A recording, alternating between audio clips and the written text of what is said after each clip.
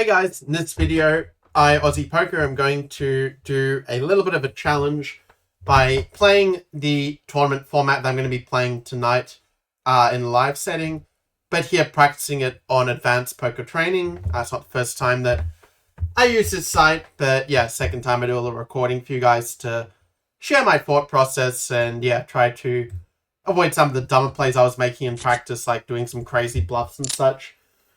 So, this one, yeah, we're seeing the hardest difficulties. We know these players are going to be playing at least somewhat sensible ranges. Therefore, when this player raises in the undergun +2 spot, is that right? No, in the undergun +2 spot, yeah, it's just going to be a fold. Second, I thought that the tournament was 8-handed, but okay, it's actually 9-handed. So yeah, this one also going to be a fold. And it's pretty much my plan, like, against these bots, like, they're going to be racing with pretty decent ranges, so we're just going to fold in general unless we have a good hand is kind of the simple but rather effective strategy we'll be going for. We're not going to kind of let them, try to tempt us into exploiting their limps when they limp with some hand. Like this one, I'm very tempted, like, to raise with the Queen 10 suited, but I'm thinking maybe it's better just to call or fold here. The thing is, like, if we think from their point of view, like, are they going to be limping with Jack 10 suited? Maybe, but I feel like they would more often fold it. So I'm actually going to fold the Queen 10 suited here. Because I feel like if we call it and someone else raises, it just puts us in a very bad spot if we get squeezed. So we're just going to try to avoid some difficult spots here in general. Like, when they free bet, King Jack is almost certainly going to be dominated. So we're just going to fold. And yeah, I know it doesn't look the most interesting in the world to just fold here, but it is an important skill. This one also a clear fold. If somebody raises, we're just folding this, but nobody raises, so we can finally make a play in the cutoff. If we had ace-4 or worse, I think I would fold this, but ace-6 is going to be good enough to play. This guy bets 100, which is a very weird donk bet. Like, I'm almost tempted actually to raise it here. The problem is that we're kind of blocking a lot of the bluffs with the 6 of hearts and, some ace. Well, I guess I could have the ace of hearts that might lead out, but this guy is also losing quite a bit of money, so he might actually just be a weak player that we may be able to try to exploit. So let's make it 300 and just apply the pressure. This guy's continuing to fire. I'm actually going to just go for it here. Just going to make a big raise and just get him out of the pot. And probably that wasn't objectively a very good play at all, but I was sort of noticing this guy was like opening a lot, just betting a lot. So I was going to really exploit and put in a tough spot just by raising over every one of his raises. And that's he has like literal nuts, he probably just has to fold there. Now, I could set mine here just by calling. There's kind of a tempting possibility. The fact that he raised in the undergun +2 makes me think maybe I should just fold the 4s. Because I feel like he's going to be raising with like 5s or better. So we're going to let go of that set and not set mine. King 8 obviously just going to be a fold. We get the pocket jacks here. I realize like the video would be more interesting if I just like, showed all the hands, like just the interesting hands, like removed all the hands in the settings where you were just folding, like only having the playable hands. But the thing is that this solver, like this program, it has a super tight pre-flop range, so basically like some of the hands that actually are playable, you wouldn't be getting to play actually. So this way it also kind of teaches you that, yeah, sometimes you should actually fold. I think we don't really have a leading range here, we just check because we limped into the pot. Now, when they bet 80, you could turn this into a bluff, but multi-way, I think we should just fold it. Because I think that on those sort of paired boards, just rare they're going to be bluffing. Now, it's nice we pick up the pocket queens. We're going to make it 2x pot as we would typically do, and, we got one fish to call us out of position. So we should be able to make some pretty decent money. I think if we make it half pot, that will get rid of most of their junk here. And yeah, we just take down the pot just like that. Again, quite nice to get paid off with the queens. We've got like 6 big blind sat, which is better than the average. This is just a fold. This is also just a fold. Yeah, I realize I can speed up by folding faster, but I'm going to incorporate a few suited connectors as bluffs in my range just to make more balance. I realize, it's not like we're playing humans, but it's just sort of good practice, to make sure we can hit a wide range of boards. This one, we do pick up the flush draw. And actually, I don't think the solver in some of these spots would actually maybe check with the flush draw. So I might try doing that as well. Turns out we don't get a particularly good card here, but I guess it does hit our range fairly well given that we did lead out. So we are going to just bet small here. and ends up getting the fold because she had nothing. So, well, we had nothing as well, but probably her nothing was better, like some straight draw or something. And she has straight draw, she probably calls there, but yeah, I don't know what on earth she was calling with. Anyway, we fold this, we fold. Actually, I've been a few times I've been like folding too quickly and ended up folding on the big blind, which is a bit embarrassing, but yeah, this time we learned our lesson. This is just going to be a check. And yeah, I was going to say if we improve on the turn, we are going to fire. Quite nice to be able to place this in position. Just make it 40, take down the pot just like that. And yeah, if also nice thing is you can also look at the tourney info and see like, what the standings are. We're 14 out of 50. Biggest stack is 17k, so kind of cool to have that information at hand. And if you worry about the payouts, yeah, basically we're a 3k guaranteed prize pool. Yeah, first prize can be 140 with 6 places getting paid. So good info to have. It means that if you win one of these tournaments a week, you can sort of make, not a great living, but some sort of living from poker if you're doing that on average. But anyway, let's just fold that hand. This guy raises, obviously we get out of there. We get the pocket jacks. Was kind of hoping one would raise so we could free bet, but we're just going to make it 2.5x. Try to get one of the suckers to come along, which they do. But this is not a very good flop for us. I'm kind of thinking, like, what would his leading range be? I feel like his leading range would actually be a lot of junk in this board, because there are 2 aces, a lot less likely to have an ace. I think we're just way too exploitable if we fold here. I think we do just call. We get very lucky and we bink the jack. Now, the question is, do we slow play it or do we fast play here?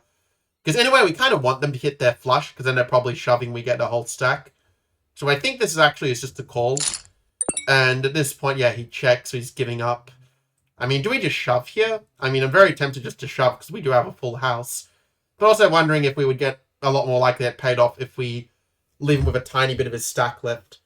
I think what I'm going to do is I'm going to just basically bet around pot, because I think that starts a decent chance to get called, because these bots tend to be quite nitty to large bets.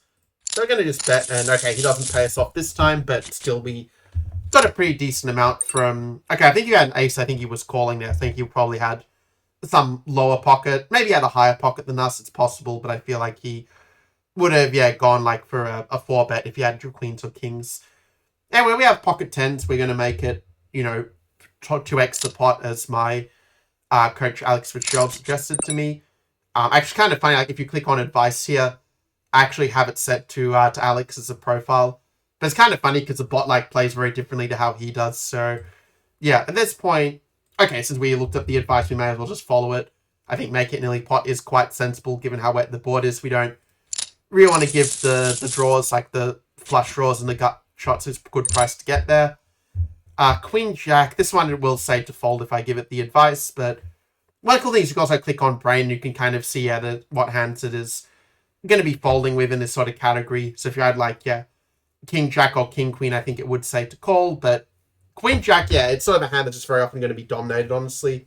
So I think that folding it is alright there, even if it's a tad nitty. Yeah, we fold this. We fold this. We fold this. Someone got moved to a table. We don't really care too much. This one, yeah, we are going to go for a steal. Technically, we should probably make it like something like 3.5x, like 8.8x. But he does end up calling, and we are playing a pot out of position. But I do think that we should fire. If you're always in doubt, you can always ask the advice thing. Just as you have the lead, make a continuation bet here, and saying yeah to go for like 2/3 to 2/3 pot. So we go for it, but then they raise. Yeah, just have to fold at this point.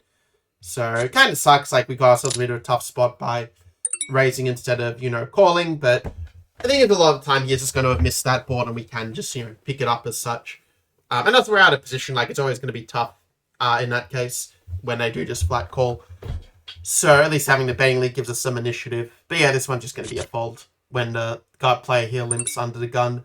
Because I'm always suspicious undergun limpers, like they could be limping aces, they could be limping kings. So yeah, you can't just like raise them like every single time they limp, or you become very, very exploitable where you start limping some of their best hands, and yeah, it could put you in a tough spot.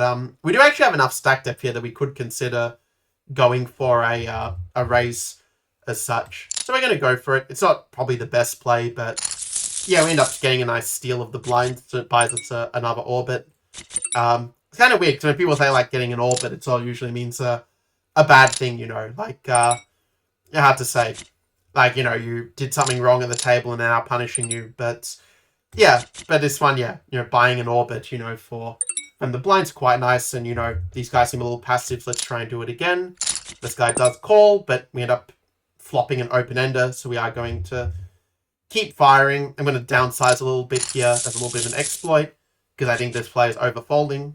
So, we're in a pretty good position, like, we're, got a pretty decent stack. We've basically, like 1.5x our money in a pretty short period of time, which is definitely quite decent against he plays this caliber, let's say. This offsuit ace is just too weak, we just fold it. Likewise, queen 10, it looks nice, but it's a garbage hand. Actually, kind of a funny thing I was telling some of my poker friends recently is that, like, I sort of call queen 10 like the amateur's favorite hand, because I noticed that so many times I was seeing, like, in the pub tourneys, people playing really big pots with queen 10 and just getting into all kinds of trouble.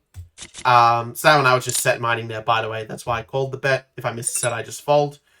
This one, we're just going to fold as well. But also, because I had queen 10, like, it had cost me so much money, where there were many times, like, my aces got cracked by queen 10, or, I'd have top pair, and then they'd, like, hit a straight with queen 10. And then when I would start playing it myself, I would just keep losing with it. So that's sort of the story of how queen 10 basically became my least favorite hand, where it just drives me completely nuts. Like, I get so annoyed when I see this hand, because I feel like if I folded a hand that's probably good enough to play in some cases, but if I played, I might just lose a crap ton of money as such. So this one's a close one between a raise and a call.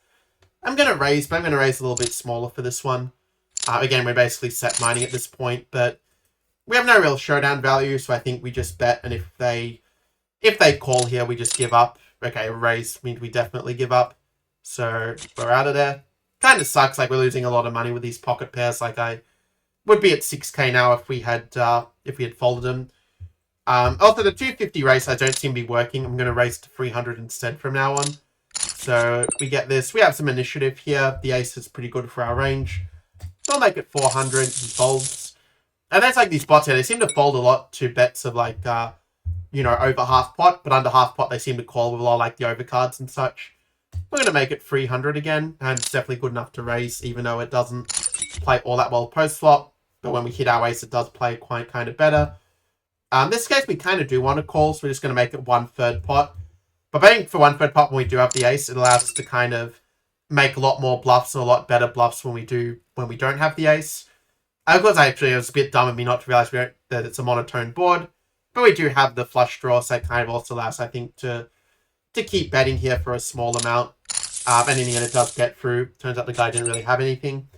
So this one, yeah, just a fold. I mean, you have to be playing very, very weak players to make ace-5 offsuit a profitable raise there. This one's just a fold as well. We get ace-jack offsuit when this player shoves, like... Are they really shoving ace-10? I mean, they could be, but my experience with these bots is that they're often just shoving really good hands. Like, they're only shoving ace-king or better.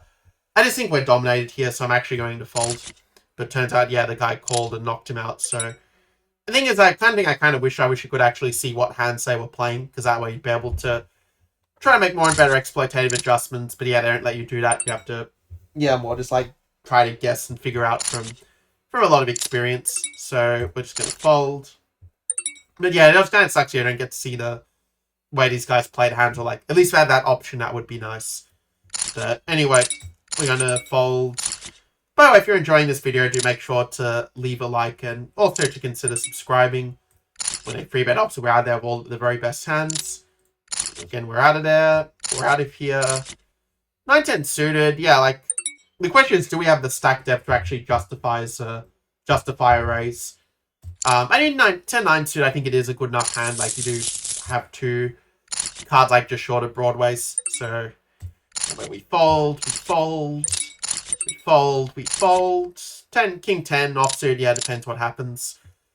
Against one shove, I might have called. Against two, I think we just get out of there. The guy got eliminated, so we probably made the right decision. We fold. Queen, okay, when there's money going in pot like this, we just fold. This is just a fold. Oh, yeah, this happens, like, when I right-click, it actually says fold and peak as such. Okay, so it turns out you actually can see what everyone had, and, like, what the action was or whatever a little bit, but... And, like, what the board is going to be. I mean, that's a little bit cheating. Like, you shouldn't really be allowed to do that. But Anyway, kind of interesting to see the guy was actually raising with, or she was raising with jacks. Actually, a pretty good hand. Yeah, everyone else had kind of junk. So anyway, let's move on to the next one. Yeah, it took me a while to realize that I have to right click to see that feature. Like I'm doing it by accident. I right click instead of left click. Queen 9 in the blind is kind of a nice spot because I think this hand plays pretty well post flop. So even though out of position, I think it's a very hit and miss kind of hand where when we miss the board like this, we can just get away cheaply. Okay, I meant to press check, but it doesn't really matter in that spot because someone was 100% betting there on the flop there with being that coordinated. We're just going to fold. Ace 9, yeah, quite a nice one to get in the cutoff, really. We're going to raise it a bit, I think, to... yeah, let's make it 900. Let's be a little more ambitious here. Get against 10-8. We're probably going to lose this flip, but it is what it is. Kind of nice to have the heart draw there, but... yeah, I told you we'd lose the flip. I called it. So anyway, we're still in an okay spot, but not great. Like, actually, that was kind of an important one that we kind of need to win. Now we might have to take a few more risks to try and get back into it. So I'm going to make a free bet. A little bit of a loose free bet, but I think this guy is a little bit, yeah, a little bit sort of a player we can exploit. We do have a decent flush draw, I think. We don't have to go crazy. I think a half pot bet is fine. I am kind of tempted to shove, honestly, because we do have some equity, you know, with the flush draw. So I feel like it's kind of a logical one to go for a bluff. And yeah, it ends up working. He folds, and we're suddenly back to a very decent stack size. Kind of curious what the average stack size is as this lady shoves while we get the Doyle. So yeah, we're just below average stack, but we are 6 out of 26. That's the good news. But there are a lot of players that are very close to us in stack, so we have to be a little bit mindful of that. But meanwhile, yeah, we're just going to fold. Also, the blind's kind of going up, so it means that when the blind's around stage, we do have to keep an eye on the shove stacks. Like, this is a shove stack. This is all basically a shove stack here. So shove stacks when I have like 20 big blinds unless they can shove over top of us. Also, it's Ricky O'Neill. He's a player who I would really love to knock out, honestly, but he's not got position on us, so it's going to be a bit difficult, frankly. It's just a fold. This guy got knocked out by Ricky, so yeah, the grudge match against this guy continues. I don't know why, just the thought of knocking him out just makes me incredibly excited at this point. Jack 9 probably not a good enough hand to raise, but we're going to be a little bit aggressive and go for it. Even though, yeah, it leaves open to being raised on, which really, really sucks. Got to be a bit careful. Yeah, I should be a bit tighter with my raising ranges because, yeah, these players are good enough to exploit me if I don't play good ranges. Anyway, and yeah, now we're kind of a little bit behind, actually. That player free bets a lot. That's good to know. Yeah, his players seem to be very loose and splashy, actually. So it's kind of good that we have position on them, and we can just try to play pots against them in position, try to win a big pot. Just gonna fold. Let's do a little bit more quickly. Don't want to waste time unnecessarily. Let's just make it 900. If they shove, we just have to call. Okay, we end up picking it up, getting a little bit back is nice. This one, yeah, we'll wait and see if someone does raise, so we're out of there. Get Queen 10. God, I hate this hand. I have to fold it. Yeah, this player shoves. We'll almost certainly beat, I think, because, again, these bots just have such narrow shoving ranges. I think we just have to fold. I don't like it. I mean, technically on the Nash charts, it's a call for sure. You know what? Let's just follow Nash charts. Screw it. I bet we're facing Ace-King. Oh, wow, we both have Ace-8. That is absolutely sick. And now he has the flush draw. If I lose the flush draw, I'll just be so mad. Okay, it's a chop, thank God. Okay, so we end up making a good call. It was kind of a funny spot, but yeah, we survived. A little bit of a sweat there. Let's see. So in the cutoff, not in the cup, in the hijack, low jack. I think it doesn't really matter his hands. You fold in any position anyway. This player shoves with like 5 big blinds, but it's in such an early position. Like, they're not doing this with King 5, so we just fold. So yeah, we just fold again. We fold. Yeah, we fold. Fold. Okay, finally we get a good hand. Patient. Okay, this is just a shove every single time. So we're going to call. Oh, wow, we ran aces. What are the odds of that? Like 1 in 130 something. Yeah, that just really sucks. So frustrating. We're doing so well as well, and then we just get boned by the pocket aces. What you going to do, though? I mean, yeah, we just got unlucky. I seem to get like the cat smelling all the time for like the indicating the bad luck. So yeah, not much you can do there, but still good practice. And yeah, the bot's the hardest level. There were still ways to exploit them, but they were definitely more subtle than when we exploit them too much. They were then trying to exploit us. So it was kind of an interesting dynamic there. Anyway, I hope you enjoyed this video. Do feel free to leave any comments below, like if you have any thoughts on the hands, whatever. Always trying to learn from new perspectives. But yeah, I'll see you guys in the next video. Until then, take care.